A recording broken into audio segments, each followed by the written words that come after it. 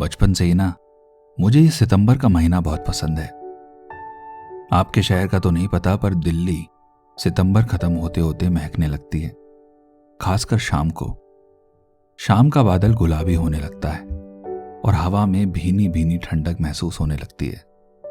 इस ठंड के आगाज का दिल्ली में मजा ही कुछ और है। एक सुकून है इस मौसम में जो न गर्मी में मिलता है न सर्दी में।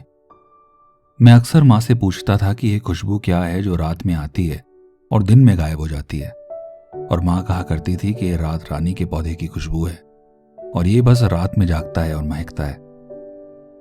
ये बात मेरे जहन में घर कर गई और फिर बेसब्री से मैं इन दिनों का इंतजार करने लगा। आज भी जब ये खुशबू आती है तो बहुत सी यादें और बातें इस मौसम से जुड़ी दिल की धड़कनें बढ़ा जाती हैं। आदाब, मैं आलोक आज फिर हाजिर हूं एक नए किस्से के साथ, उस रात रानी का जो रात भर जागकर लोगों की जिंदगियां महकाती थी बिना किसी मौसम की परवाह किए।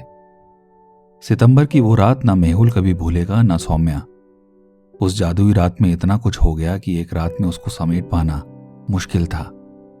पर कहते हैं कि हसीन पल कब गुजर जाते हैं पता ही नहीं चलता और बुरा वक्त गुजरने का नाम ही नहीं लेता।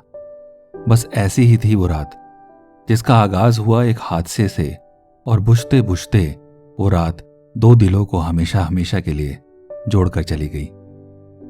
हर रोज की तरह मेहुल अपने दफ्तर से शाम 6 बजे घर के लिए निकल रहा था कि उसके बॉस ने उसे अपने केबिन में बुला लिया। सफदरजंग से 6:15 की बस को मिस करना मतलब 1 घंटा खराब होना था।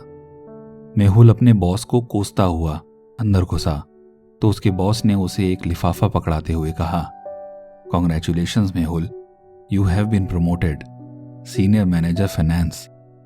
क्या बात है भाई, पार्टी हो जाए।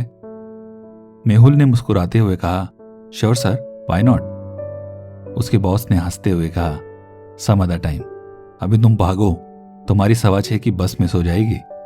मेहुल थैंक यू बोलकर केबिन से बाहर निकल गया और जल्दी से अपना बैग उठाकर भागा। हांफते हुए वो बस स्टॉप पर पहुंचा, लेकिन उसकी बस निकल चुकी थी। इतने में पीछे से एक तेजी से आते हुए ऑटो रिक्शा से मेहुल की टक्कर हो गई। कुछ ही सेकंडों में उसके इर्द गिर्द लोगों की भीड़ जमा हो गई। उसी भीड़ ने उसे पास के सफदरजंग अस्पताल में पहुंचाया, जहां इमरजेंसी वार्ड में मेहुल एक बेड पर लेटा हुआ डॉक्टर के आने का इंतजार कर रहा था। तभी किसी ने उसका हाथ थामा और उसकी नब्ज देखने के लिए उसकी कलाई को दबाया। मूंदी आंखों से मेहुल ने जो चेहरा देखा, उसे देखकर उसका सब दर्द, सब परेशानी दूर हो गई। वो चेहरा था सौम्या का, जो उस हॉस्पिटल में नर्स थी। बस कुछ ही दिन हुए थे उसकी नौकरी लगे हुए। मेहुल की सफेद शर्ट खून से पूरी लाल हो चुकी थी।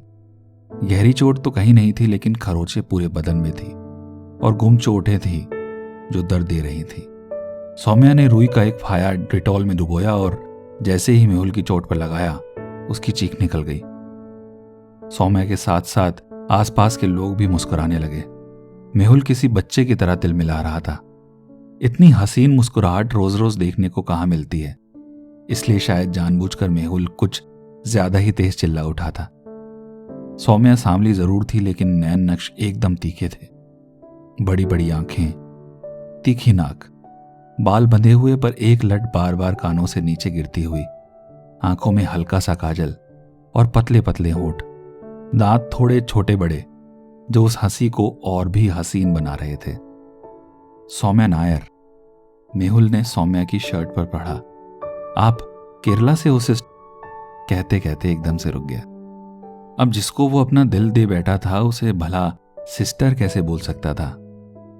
सौम्या ने मुस्कुराते हुए हाँ में सर हिलाया और कहा, ये 2 गोली दर्द के लिए है, एक अभी लेना है, 1-2 घंटे बाद। मेहुल का दिल चाह रहा था कि वो उस मधुर आवाज को बस सुनता ही रहे।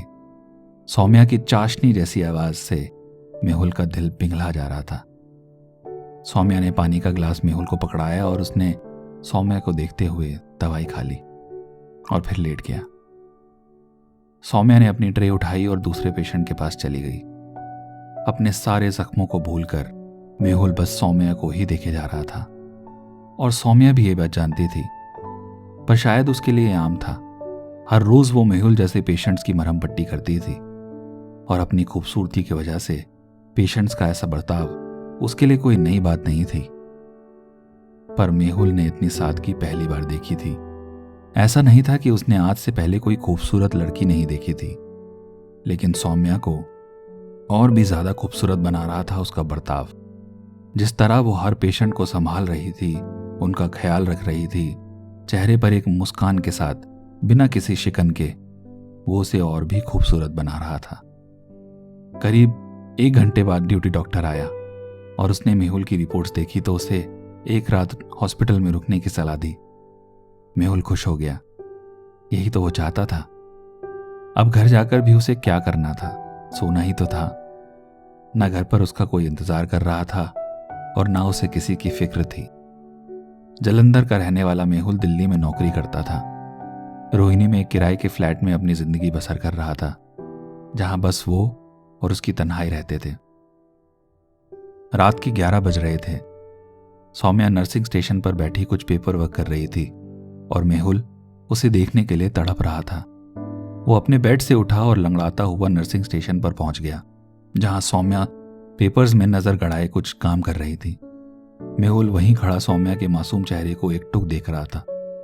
तभी सौम्या ने ऊपर देखा तो मेहुल उसके ख्यालों में खोया हुआ था। सौम्या ने कहा, यस, दर्द हो रहा है। मेहुल एकदम से होश में आया और दर्द होने का नाटक करने लगा। सौम्या जल्दी से उठी और अपने कंधे का सहारा देकर उसको बेड तक ले गई। बेड पर पहुंचकर वो उसे दर्द की दवा देने लगी, लेकिन मेहुल ने उसे रोका और कहा कि उसे दवा नहीं चाहिए। उसने कहा कि क्या वो थोड़ी देर उसके पास बैठ सकती है, उसे नींद नहीं आ रही। ना जाने सौम्या के दिल में क्या आया और वो मेहुल के बेड के बगल में बैठ गई। सारे पेशेंट सो रहे थे और उस सन्नाटे में मेहुल के दिल की धड़कनें साफ सुनाई दे रही थी। मेहुल ने बात की शुरुआत करते हुए कहा, दिल्ली में कब से रह रहे हो आप? बाय गॉड, आपकी स्माइल मुर्दे में भी जान डाल दे। सौम्या फिर से हंस पड़ी और मेहुल उस एक लम्हे को कैद कर लेना चाहता था। शायद फिर ये पल कभी वापस आए या ना आए।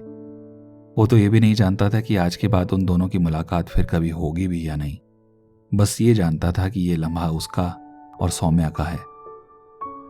और फिर जो बातों का सिलसिला शुरू हुआ वो पूरी रात चला। सौम्या बेशक रोज नए पेशेंट से मिलती हो, लेकिन मेहुल जैसा मजाकिया और दिलखुश इंसान कभी कभी मिलता है। पूरी रात मेहुल उसे हंसाता रहा। हॉस्पिटल की खिड़की से झनकर आती हुई रात रानी की खुशबू उन दोनों का दिल पूरी रात महकाती रही।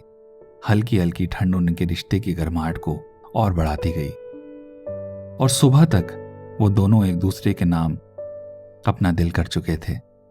जीते जी एक दूसरे पर मर चुके थे।